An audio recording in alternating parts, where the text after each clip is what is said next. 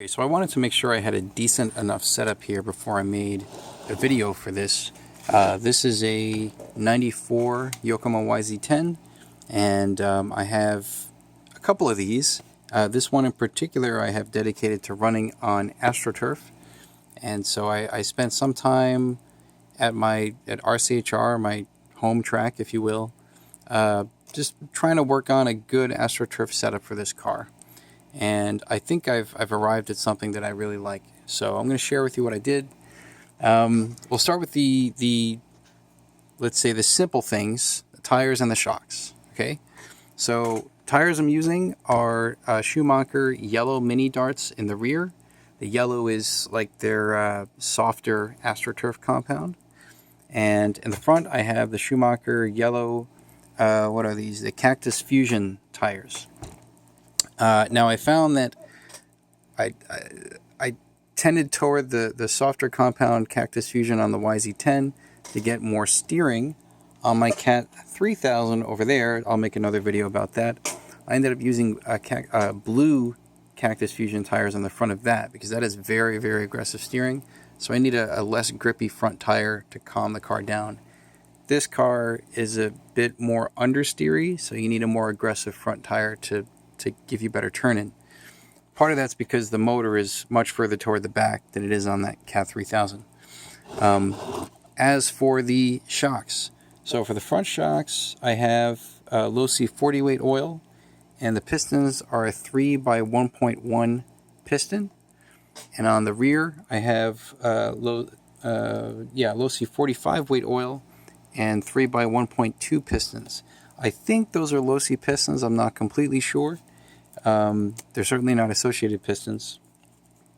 And as for the springs, you can see here associated blue rear springs, but these are the truck front springs that I'm using on the rear of the chassis. I did try using the truck rear blue springs, which is a longer spring because these shocks are quite long, but it didn't give me quite enough room to mess around with ride height. So I went to the truck spring, which is also, I believe, a little bit stiffer for the blue spring, and that seems to work quite well for me. And then on the fronts, these springs are the Yokomo hard spring. I don't know exactly what the spring rate is, but for the YZ10 they used to have these spring packs that were, I think, 3 springs. They had a black spring, a copper spring, which is what people put on their Shelf Queens. That's like a soft spring. And then, sorry, it was 4 springs. I think they had black, copper, and then they had a silver and gold.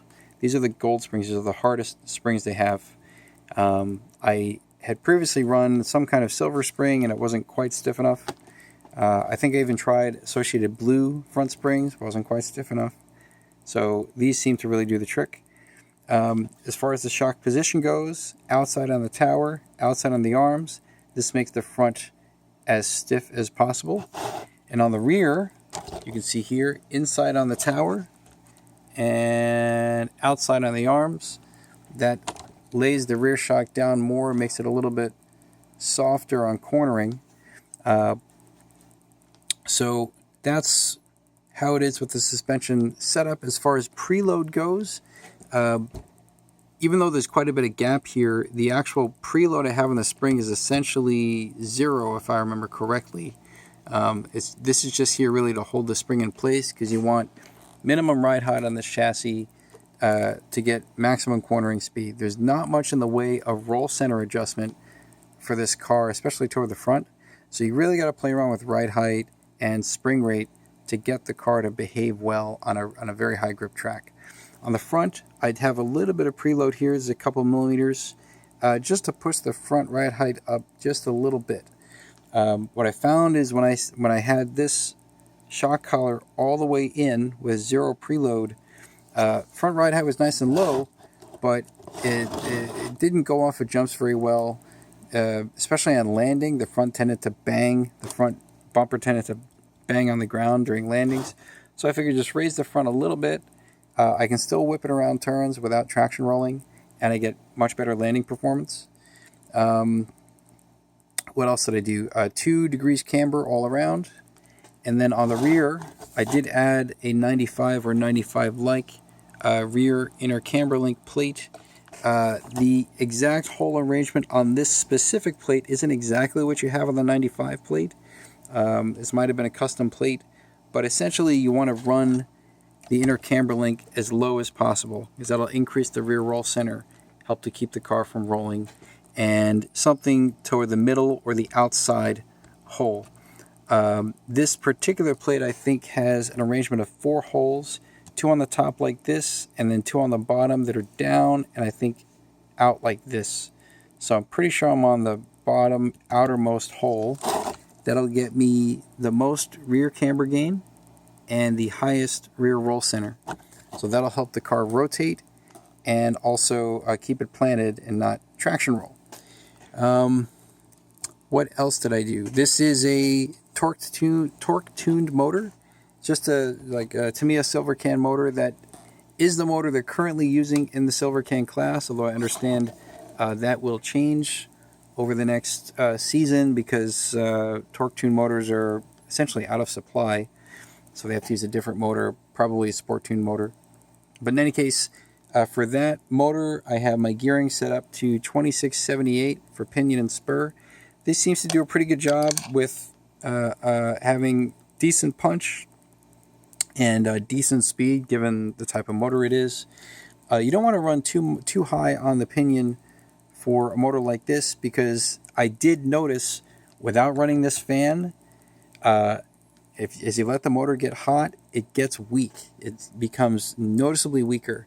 And so there's a section on the track that has a double in the middle, and clearing that double is no problem as it is right now, especially with the fan to help keep the motor cool. But if you don't have that fan there, a couple of minutes into your run, as that motor gets really hot and the magnets get weaker, you won't be able to clear that double.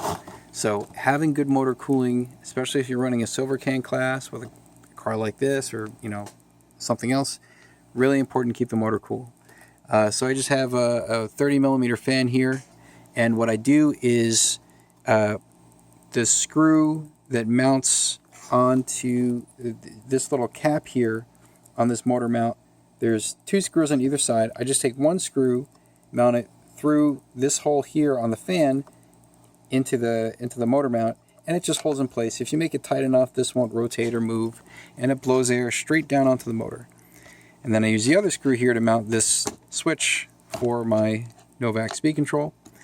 And let's see, I think that's kind of it. The only thing I still need to work on is the drivetrain is slightly draggy, and the main reason for that, I believe, is because I'm using a reproduced ZD304S motor mount, which means that I can run a roller bearing. You can't really see it here because the top deck is in place, but you can have 2 sets of roller bearings across one screw, one that holds down the center front belt and one that holds down the center rear belt. I don't use any roller bearings for the front belt here, because you don't really need that, but I do use it over the center rear belt to help hold the rear belt down over the drive pulley that's on the back side of this slipper hub. Now, part of the problem is there's very tight tolerance between the back surface of that slipper hub and the inner surface of the motor mount, and you need to fit the screw head plus 2 ball bearings. And if you don't have a screw head that's shallow enough, it will grind against the back side of the slipper hub. So I solved that problem by finding just the right type of screw head, but the problem is you also have to worry about the diameter of the screw head as it relates to the outer diameter of the ball bearings. And I thought I had it okay, where that outer diameter of the screw head was at least pretty close to the diameter of the ball bearings. I think these are either 3x6. I think they're 3x6 bearings. But what you see here, hopefully you can see it, is that there's a little bit of a line here on the belt that's worn in. And that comes from that screw head scraping into the spine of the belt. So I have to either find a different screw head or take that screw head and Dremel around the outer circumference, just to make the outer circumference a little narrower so it doesn't drag against the belt. So this just adds friction, which, slows the car down, reduces the punchiness, makes the motor hotter. So I need to address that. And I also, it seems like when I mounted this servo, the front belt seems to it's maybe a little too close to the servo, and it maybe touches it just a bit. I don't know if I'll really need to address that. It doesn't seem too bad. But yeah, the main point of the drag issue seems to be on the rear belt there. So I'm going to fix that soon. Otherwise, what else do we have here? We have rear sway bar. This is your typical Yokomo rear sway bar that you would see on any typical YZ10. Outside of that, there's nothing really special going on here. No custom parts or anything. Well, actually, I should rephrase. Some custom parts. One custom part is the actual chassis itself. This is a reproduced chassis, and you'll notice there are no holes in the chassis. No holes means less flex. So this chassis is going to be stiffer than a stock 94 YZ10 chassis. Likewise for the upper deck. This is actually a thicker fiberglass material for the upper deck. That will make it stiffer. It also keeps the front here from breaking. In the past, what I have on my other 94 YZ10 that I run on dirt is I actually have a broken top deck with a Kydex front piece here to help it flex, because the material around the front mounting holes tends to snap if you're not careful. So on the dirt cars, I intentionally have the top deck set up to flex more, either through that little trick or having the 97 style upper deck with two separate upper deck pieces and the spring in the middle. But for this, actually my friend Mark, I loaned him this car for a year, and he made these modifications to it, and then he gave it back to me. And I figured this would actually be really nicely set up for turf because it's a stiffer chassis. So those are custom. Let's see what else we have. Front and rear shock towers. I think they're stock. Don't quite remember, but these are nice, beefy, thick fiberglass, which is what you would get on the 94 YZ10. As opposed to the 95 models, which had thinner carbon fiber and different mounting positions for the shocks. These are actually, I think, a bit more tunable than 95. In any case, other setup thing, if you will, would be the rear hub carrier. I think I've gone over this before, but the rear hub carrier has two hinge pin mounting points on the bottom. There's a set of upper holes and lower holes. I use the lowest hole, which will not only reduce your rear droop, although the arm will droop to the same position, but it'll pull the axle up a bit, so the maximum separation from between the chassis and the track and maximum droop will be lower. Helps you drop the ride height, but crucially, it takes this mounting point here for the outer camber link and lifts it up, and that will increase your roll center, which will help reduce roll. So when you're running on high grip, you want to use that lowest hole there on the hub carrier. If you're running on low grip, you might want to run on the upper hole, which will drop the roll center, help the rear roll a bit more, and also give you better jumping and landing performance on bumpy surfaces or dirt tracks with big jumps, because you get more suspension travel before the chassis bottoms out. On AstroTurf, at least on most of the tracks, or the track layouts I've been dealing with, I haven't had to worry too much about not having enough travel, because the jumps aren't quite the same style as you would see on dirt. Let's see what else. Not much going on at the front here. You just have your normal steering rack with the steering rack brace there. Nothing in the way of bump steer. I have bump steer set to essentially 0, right? So that's fine.